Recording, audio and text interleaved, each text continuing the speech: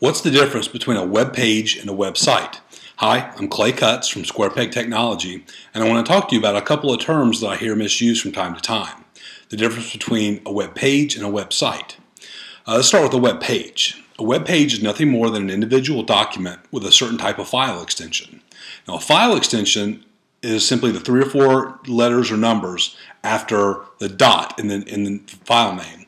For instance, you might have a .mp3, which is a music file or audio file. You might have a .docx, which is a Word document. You also might have a .html or .php or .aspx extension, and those are types of web pages. So if you create a file, give it a .html extension, for instance, that becomes a web page. And it's just a document that contains whatever data you want it to contain, text, video, audio, whatever it is.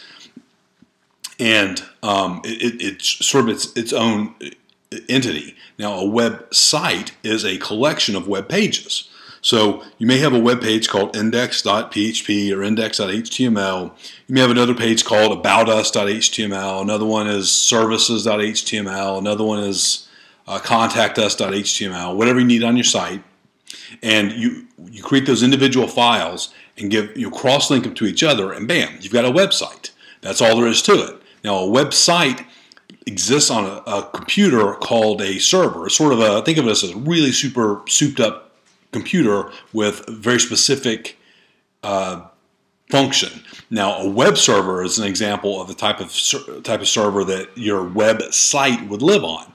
Now, a web server has special software that makes the contents, meaning the websites, visible to the rest of the world. So if you go to your computer and you type in youtube.com, you're looking at a collection of web pages on a website called YouTube, and you see all these videos that you're looking at. That's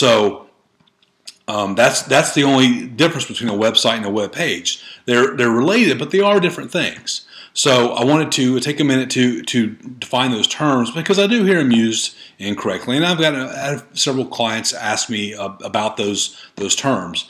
So that's all for today. I do plan on creating much more videos, so I'd appreciate it if you would hit the subscribe button. Also, I'm going to open comments up, so if you could feel free to comment if you have questions, especially if you put in the comments things you would like to hear videos about, any questions about technology you'd like me to answer. I'll be glad to try and do that. So thanks so much. Thanks for watching.